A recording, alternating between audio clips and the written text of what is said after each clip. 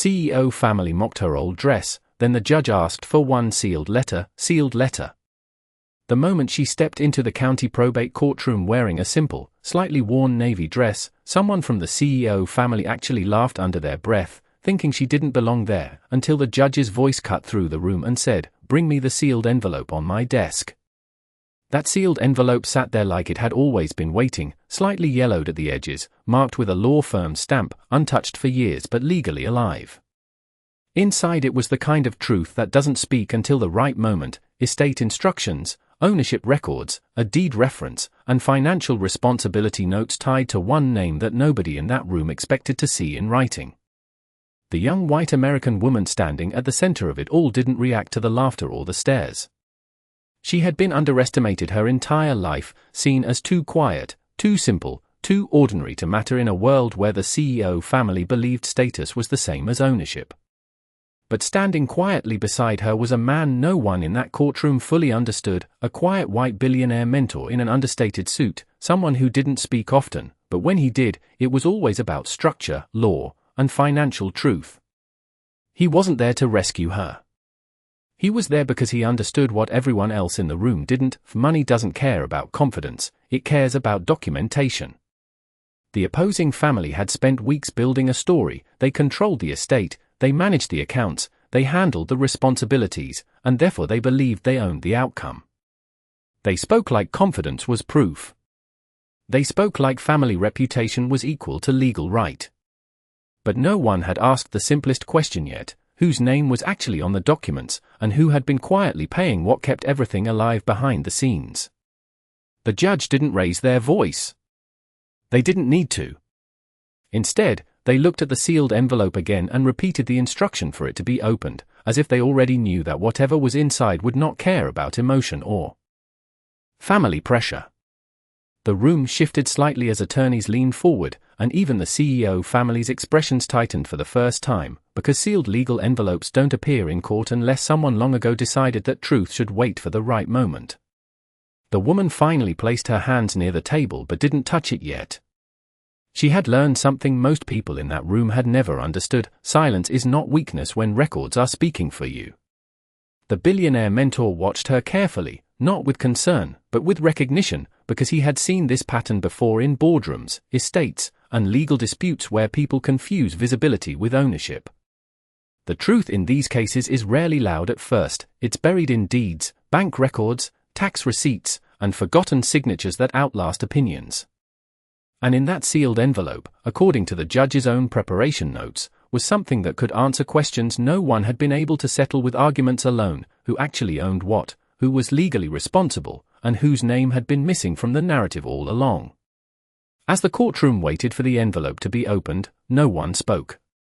Not because there was nothing to say, but because for the first time, everyone in the room understood they were about to find out whether status had been mistaken for truth, or whether the records had been telling a different story all along. In the days leading up to the probate hearing, nothing about her life looked powerful on the surface. She lived in a quiet suburban home on the edge of a mid-sized American city, the kind of place where people judge you first by your car in the driveway and your clothes at the grocery store.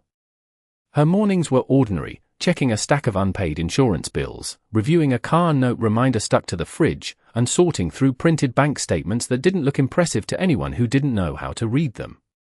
At the small kitchen table, she wasn't thinking about status, she was tracking cash flow, names on accounts, and which signature actually controlled which responsibility. That was the difference between her and the people who underestimated her. They saw simplicity. She saw structure. In contrast, the CEO family operated in a different kind of world: boardrooms, polished offices, and conversations filled with confidence that often replaced documentation. They spoke as if being the family automatically meant being the owner of outcomes.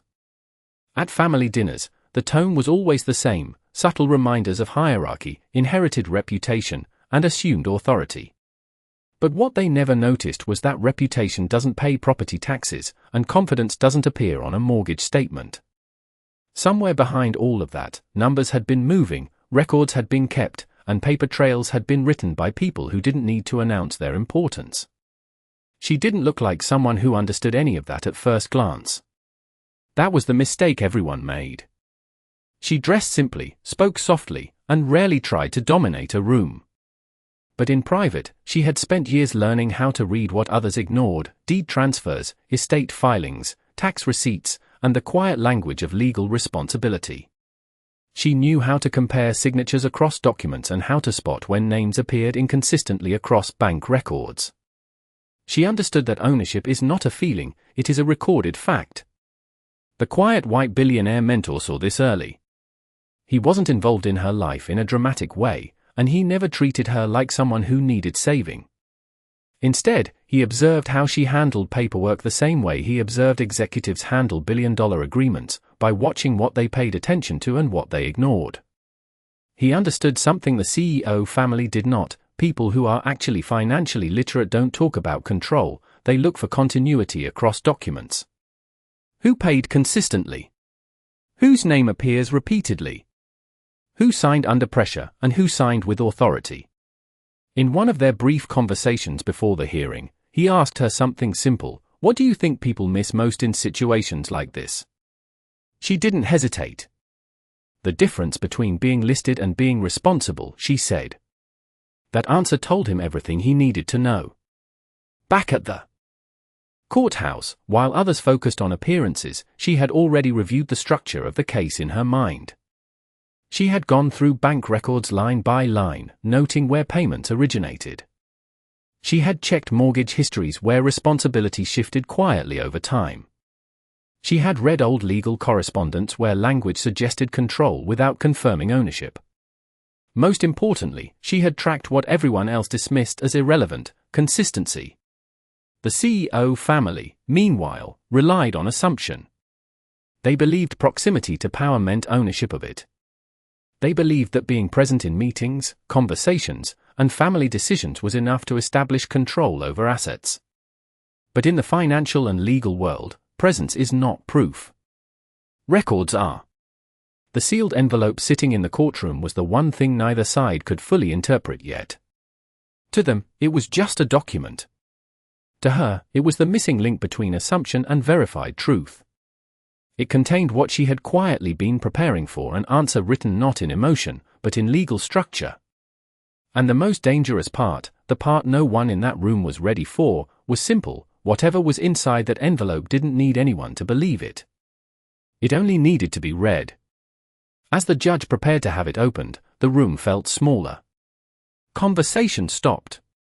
Even the CEO family, so confident in their version of events, began to shift in their seats. Because for the first time, they weren't arguing against a person. They were about to argue against the record itself. In the American legal world, the biggest mistake people make is not fraud, not silence, not even conflict, it is assumption. And in this case, assumptions were doing more damage than any argument ever could. The CEO family believed they already understood the outcome because they understood appearances. To them, power looked like boardrooms, signatures on letterheads, and conversations spoken with confidence. They assumed that the person who speaks louder in a family dispute must also be the one who controls the outcome. But the courthouse does not recognize noise. It recognizes records. One of the first false beliefs in the room was simple: that someone wearing modest clothes must be financially insignificant.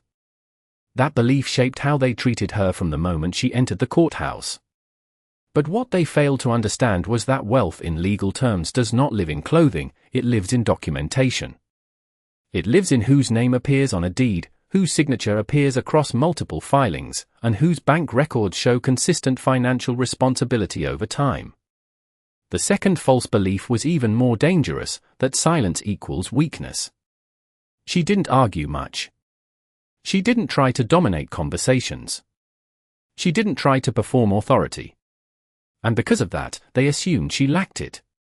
But in reality, she had spent more time studying the structure of ownership than anyone speaking in that room. While others built narratives, she built understanding: reading mortgage statements, tracking tax receipts, and identifying patterns in legal correspondence that revealed who actually carried responsibility when no one was watching. Then there was the confusion between living in a home and owning a home. The CEO family spoke as if proximity to assets meant control over them. But ownership in America is not emotional, it is recorded. It is a name on a deed, a signature on a mortgage, and a financial trail that survives even when stories change. That distinction alone was enough to dismantle most of what they believed. Another assumption centered on family itself. They believed being related automatically created entitlement. But inheritance law does not operate on emotional closeness, it operates on legal designation.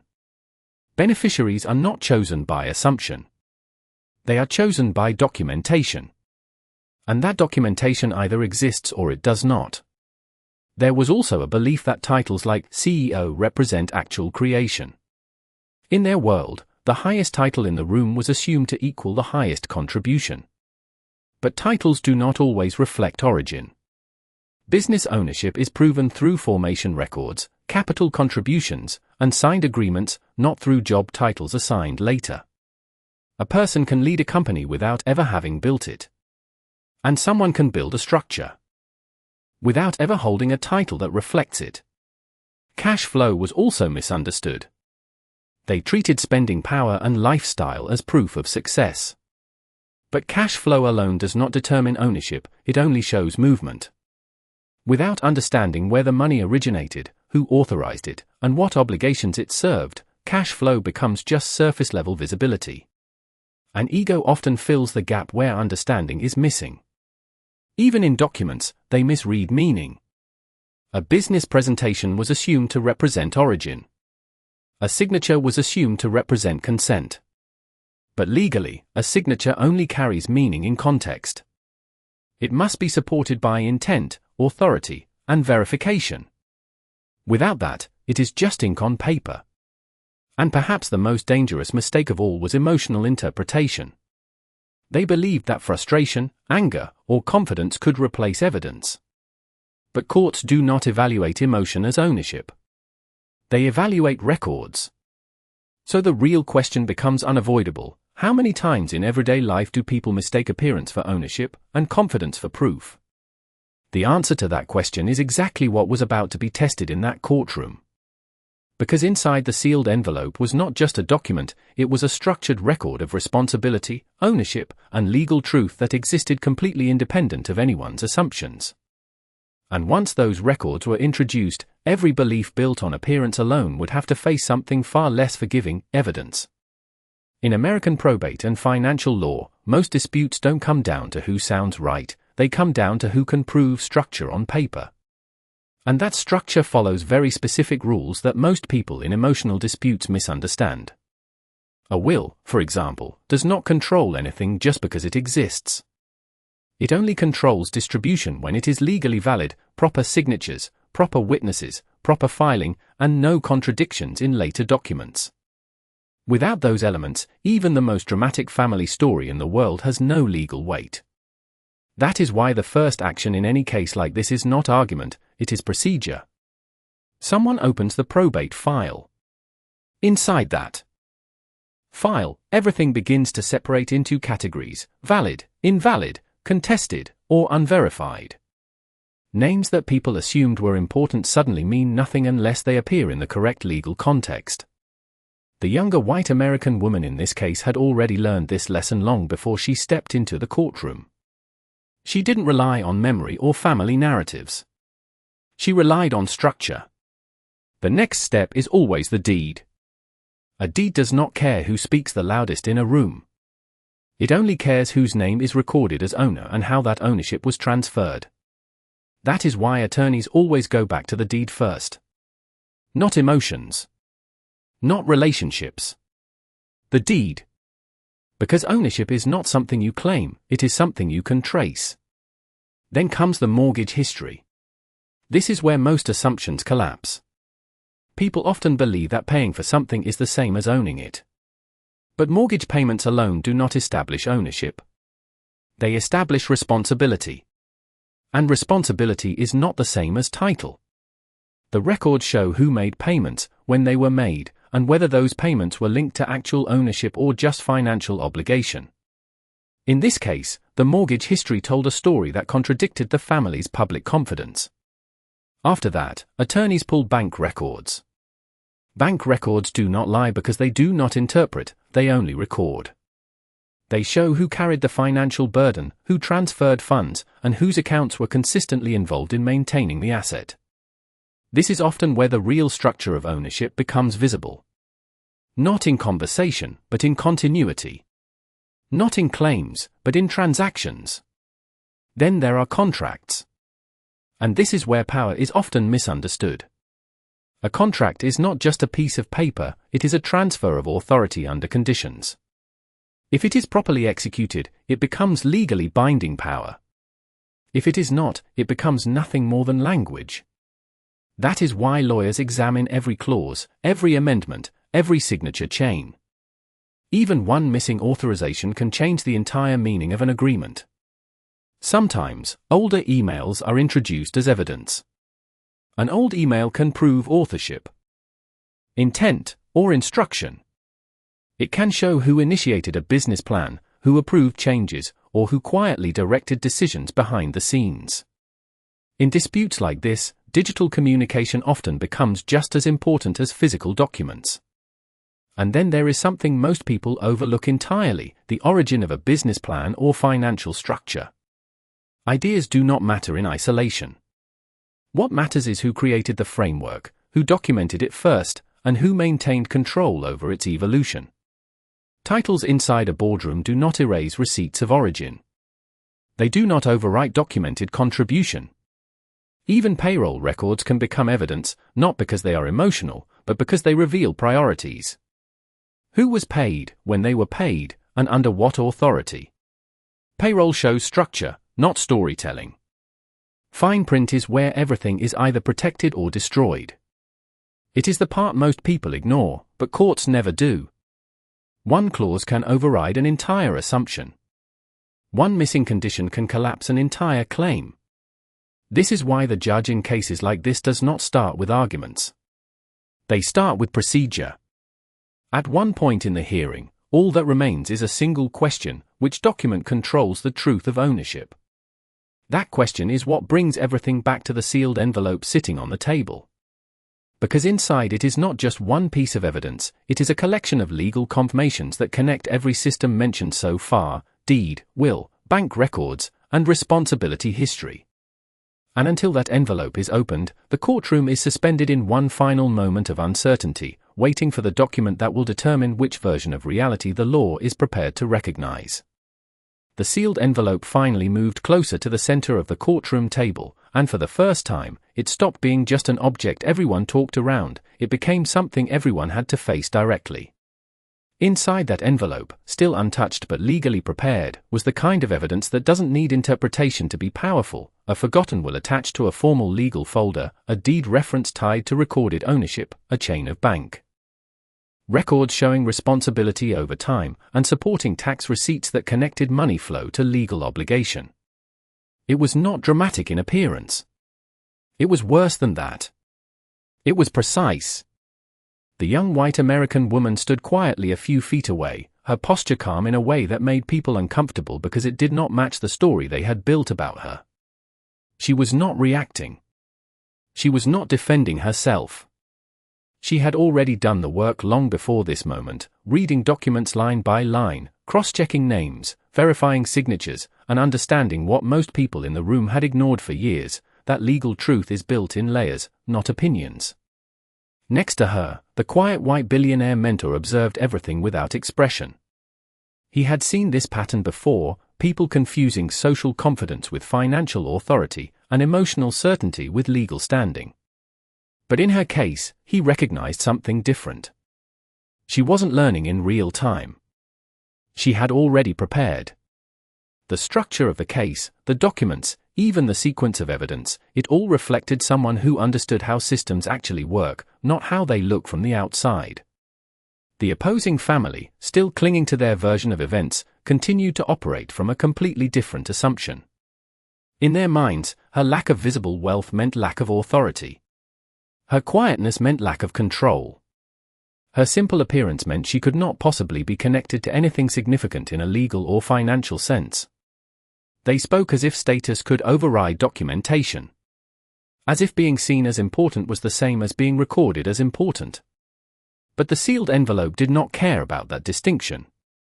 What they didn't realize was that every page inside it had been assembled long before conflict ever reached the courtroom. There was a deed reference that did not rely on interpretation, only registration. There was a mortgage history that showed continuity of responsibility. There were bank records that connected financial activity across years, not moments. And there was a legal will that, if validated by the court, would override every assumption built on family, narrative or verbal claim. The young woman did not touch the envelope yet. She didn't need to. Her preparation had already happened outside this room, in quiet hours reviewing paperwork, tracing inconsistencies, and learning how to read the difference between being included in a story and being named in a legal structure. That difference was everything. The billionaire mentor finally spoke in a low tone, not to the room, but to her. "Most people think power is loud," he said. "But in finance, it's usually just recorded early and followed consistently." She nodded slightly, not as agreement, but as recognition. She already understood that. That was why she was not surprised by the tension in the room. She was only waiting for procedure to catch up with reality. Across the table, one of the family representatives leaned forward, still attempting to maintain control through tone rather than evidence. But even they had begun to sense something shifting. Because in legal environments like this, confidence without documentation slowly collapses under its own weight. The absence of records always becomes louder than any argument. And still, the sealed envelope remained unopened. That was the moment that mattered most, not the confrontation, not the accusations, not even the silence, but the pause before verification. Because once the documents inside were revealed, there would be no way to return to interpretation. Only confirmation. The judge glanced at the folder again and gave a simple instruction that changed the temperature of the entire room. The envelope was to be opened and read into the record. No one moved for a second. Not because they didn't understand what was happening, but because they did. And what was inside that sealed legal folder was about to decide which version of the past the court would officially recognize as truth. The moment the judge ordered the sealed envelope opened, the entire room shifted again, but not toward resolution yet. It shifted toward resistance. Because pressure has a predictable pattern in situations like this. When documentation starts to outweigh reputation, people don't immediately accept it. They try to reframe the person holding it. That is exactly what happened next. One of the wealthy relatives leaned forward, voice sharp but controlled, trying to reclaim authority through narrative instead of evidence. They questioned her involvement, suggesting she had inserted herself into matters she didn't fully understand. Another voice quickly followed, this time from a legal representative aligned with the opposing side, carefully choosing words that painted her as unstable in intent rather than incorrect in fact. "She's been emotionally involved in this situation," they said. "That does not make her a reliable source of interpretation." The phrase landed exactly the way they intended. Not as fact. As doubt. Across the table, another family member pushed further, framing her presence in the case as opportunistic. The argument was no longer about documents. It was about identity.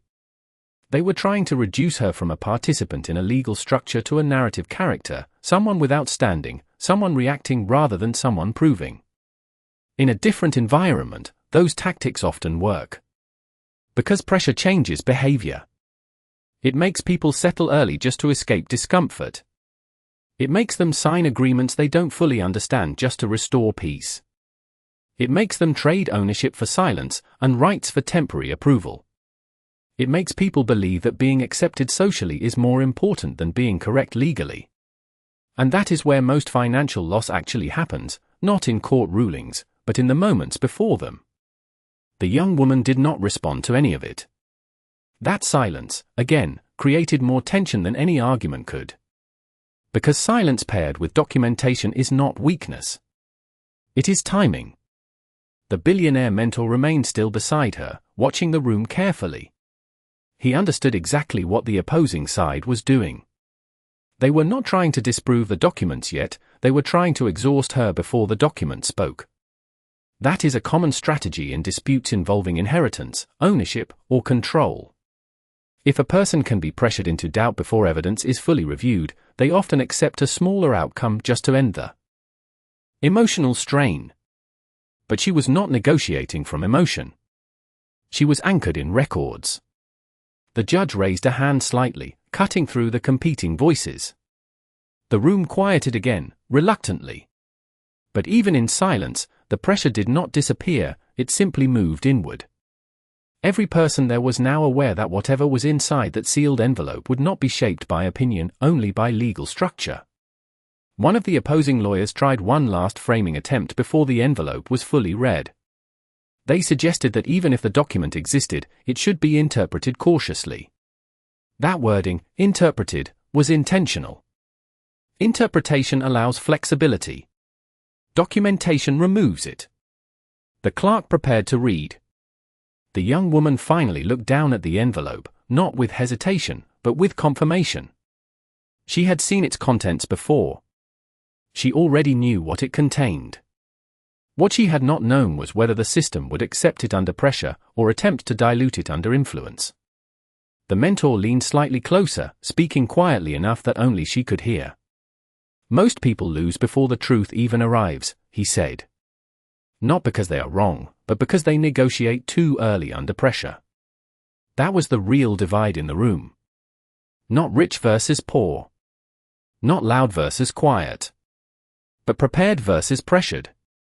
And as the clerk's hands finally touched the seal, every argument in the room paused at the same time, not because they agreed, but because they understood something irreversible was about to be read into record. What they did not yet understand was why the people who truly understand money, ownership, and legal structure almost never fight the loudest. They wait for proof to speak first.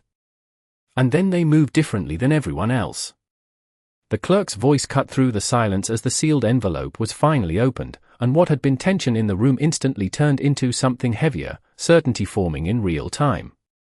Inside was not one document, but a structured chain of legal and financial records that connected ownership, responsibility, and intent across years. The first page read clearly, "The valid will, properly signed, witnessed, and registered," naming the younger white woman as the primary beneficiary of specific estate assets tied directly to documented ownership records. A low murmur started immediately from the opposing side, but it didn't matter anymore. The clerk continued reading. The second section confirmed something even more concrete, deed registration records showing that a key property, previously assumed to belong to the family collectively, was legally titled under her name, updated years earlier through recorded filings. The courthouse projector displayed timestamps, filing numbers, and county verification seals. There was no ambiguity left in the structure of ownership. Then came the financial trail. Bank records were introduced next, showing consistent mortgage payments tied directly to accounts controlled by her, not by the family representatives who had been speaking so confidently earlier. The payment history was not occasional or symbolic. It was sustained, structured, and fully traceable over time. Taxes on the property had also been paid from the same verified accounts, establishing not just possession, but legal and financial responsibility. The room shifted again. Now it wasn't about who spoke the loudest. It was about who had been carrying the burden silently while others assumed control. The business documents followed. A separate folder inside the envelope contained an early business plan draft, clearly marked with her handwritten notes and dated edits. Alongside it was a spreadsheet mapping operational decisions and financial forecasting models that had later been used by the company the opposing side claimed full ownership of. The metadata confirmed authorship, original creation came from her accounts, not theirs. A legal memo attached to the file showed she had flagged a problematic contract clause years earlier, one that would have transferred key control rights to another party under unfavorable conditions. Her warning had been ignored at the time, but now the document proved she understood the structure long before the dispute ever became public. Even payroll records were included, showing how she had protected employee compensation during a critical financial period when decisions could have led to layoffs or unpaid wages. Every record pointed in one direction: operational responsibility had quietly depended on her involvement, even if she had never been publicly acknowledged for it. By the time the clerk reached the final page, the courtroom had gone completely still. Not silent out of confusion. Silent out of recognition. The judge leaned forward slightly, scanning the verified signatures one more time before acknowledging what the documents had already established. There was no legal inconsistency in the file. Only a gap between perception and record. The billionaire mentor finally broke the silence, not loudly, not performatively, just enough for the truth to settle properly in the room. Money gets loud when people lie, he said calmly. Proof gets quiet when it is true. No one responded, because there was nothing left to argue against. The opposing side no longer looked confident. Not because they had been shouted down, but because every layer of their assumption had just been replaced by documentation they could not reinterpret. The judge then began outlining the legal implications: probate recognition based on validated will structure, confirmation of deed ownership, and financial accountability established through tax and mortgage records. The legal language was procedural, but its impact was immediate. Control over the disputed assets would be reassessed under verified ownership, not family narrative, not verbal claims, but recorded fact. One attorney attempted to request clarification, but the judge stopped them with a single gesture. There was no ambiguity left to clarify. Everything now moved to consequence. And in the back of the room, the younger woman did not celebrate. She did not react at all in the way the others expected. She simply stood in the reality that had already been true long before anyone in the room accepted it. But what came next, how ownership would be enforced, how distribution would legally shift, and how authority would be restructured under court supervision, was only just beginning to unfold. The courtroom did not erupt when the judge finalized the ruling. It did something more powerful than that: it reorganized itself in real time. The sealed letter, now fully authenticated as part of the official record, had already done its work in Part 7. Part 8 was about what happens when truth stops being theoretical and becomes enforceable. The first formal confirmation came from the estate attorney. With careful wording, he acknowledged that the document introduced into evidence met all legal requirements for validity. The will was not symbolic. It was not disputed in structure anymore. It was recognized as enforceable under probate standards. That single acknowledgement shifted every downstream assumption the family had been operating under. The judge then reviewed the key clauses one by one. Not emotionally. Not interpretively. Structurally. The distribution section was read aloud again, slower this time, because now every word had consequence. The younger woman's name was not just present, it was primary in specific asset categories tied directly to verified ownership records. The court clarified that those assets could not be reassigned through informal family consensus or verbal dispute. Only legal modification through proper channels could alter them. And there were no such modifications filed. The probate process, which had been moving toward informal transfer based on family assumption, was immediately paused in its execution phase. Not denied. Not accelerated. Paused pending full administrative alignment with verified documentation.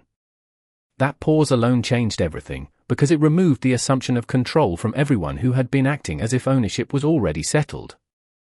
Next came the deed confirmation. County records were cross-checked in real time with the court file, and the property ownership entry matched exactly what the sealed documents had already shown. The judge acknowledged it clearly: title ownership had been legally registered and continuously maintained under her name.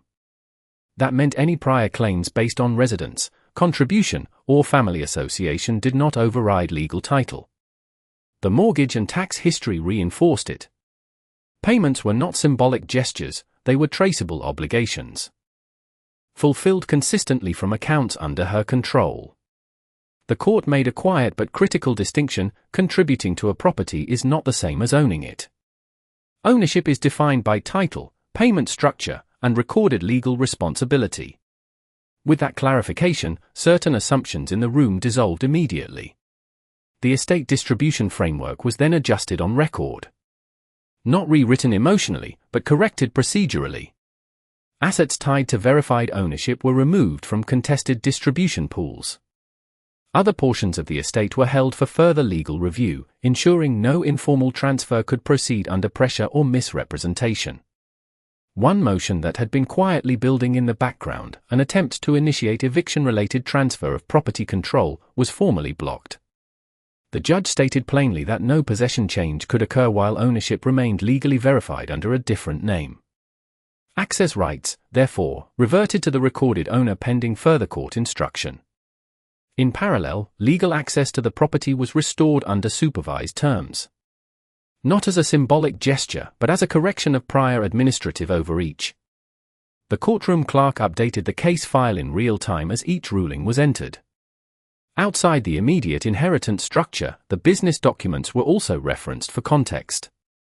The judge acknowledged that authorship records, payroll protection actions, and financial planning contributions demonstrated a pattern of operational involvement that could not be ignored in future legal interpretations of responsibility or authority.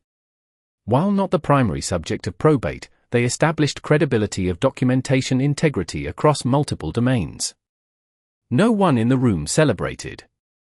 That would have been the wrong interpretation of what just happened. Instead, there was recalibration. Because this was the moment when everyone realized something uncomfortable but irreversible: power had not shifted suddenly. It had been documented all along, and only now had the system caught up to it. The billionaire mentor remained quiet through most of it. When he finally spoke, it was not directed at the court, but at the principle behind it. If you track money without emotion, he said calmly, you stop confusing access with ownership, and you stop confusing pressure with truth. The younger woman stood still as the procedural updates continued. She did not need to argue anymore. The system was now doing what argument never could, reclassifying reality based on records instead of perception. And as the clerk prepared the final entries for the day's ruling, one final shift became clear: this case was no longer about proving who was right. It was about recognizing who had been right all along, on paper, in silence, and in structure, before anyone else was ready to see it. But even then, the deeper question had not yet been answered. Not what she had won, but what it means when truth holds ownership in a world that only notices power when it is loud. By the time the courtroom session officially closed, nothing about the case felt like it belonged only to that day anymore. What had been decided on paper was already reshaping how every person in the room understood power, ownership, and identity. But the final part of this story was never really about the courtroom. It was about what remains when the pressure disappears and only structure is left behind. The younger white woman did not leave the courthouse the same way she entered it. Not because she had changed who she was, but because the world around her had finally been forced to recognize what she had already been carrying all along: documentation, ownership, clarity, and financial responsibility that had existed quietly beneath everyone else's assumptions. She had been underestimated because she did not perform power. She did not need to. And now that the records had spoken, there was nothing left to argue against. Beside her, the quiet white billionaire mentor walked at an unhurried pace, the same way he had carried himself from the beginning. He never positioned himself as a rescuer. He never spoke as if money was emotion. For him, it was structure, timing, and proof. And watching this case resolve the way it did confirmed what he had known for decades: people don't lose control of wealth suddenly. They lose it when they stop respecting the systems that define it. He finally broke the silence as they stepped outside the courthouse. Most people think power is something you show, he said quietly. But real power is what stays true when nobody is performing. She didn't respond immediately. Not because she disagreed, but because she understood something deeper now. She understood that her advantage was never appearance, status, or how confidently others spoke about her. Her advantage was that she had followed the structure instead of the story. She had kept the records. She had read the contracts. She had tracked the ownership. She had waited for timing instead of forcing attention. And in financial and legal systems like this, timing matters as much as truth. The contrast between her and the people who had tried to define her throughout the process was no longer emotional. It was structural. They had relied on assumptions, that family proximity equals inheritance control, that social confidence equals financial authority, that titles equal ownership, and that pressure can replace documentation. She had relied on something else entirely, written proof. The billionaire mentor glanced at her once more before speaking again. "This is what most people never learn," he said. "Money doesn't reward noise. It rewards clarity. And clarity only survives when it's recorded." That idea, more than anything from the entire process, stayed with her. Because she could now see the difference between two worlds that had been colliding in that courtroom. One world operates on perception, who looks important, who speaks first, who applies pressure fastest. The other operates on structure, who is named in the documents, who maintains the accounts, who holds the deed, who tracks the cash flow, who signs the contract, and who keeps the records when no one is watching. Only one of those worlds survives legal scrutiny. The rest collapse under evidence. And that is why people who truly understand money, inheritance, ownership, or business control do not rely on performance. They build systems that do not depend on being believed in the moment. They rely on discipline, consistency, and documentation that outlives emotion. The case itself would continue in procedural form, filings, adjustments, confirmations, but the outcome had already been decided at the moment the sealed envelope was opened. Everything after that was just the system catching up to what was already true. The mentor slowed slightly as they reached the edge of the courthouse steps. The noise of the city continued around them, indifferent as always. Then he said one final thing, not as advice, but as a conclusion to everything that had just unfolded: do not spend your life trying to look powerful, build a life where the truth, the records, and the assets can protect you when the room turns against you.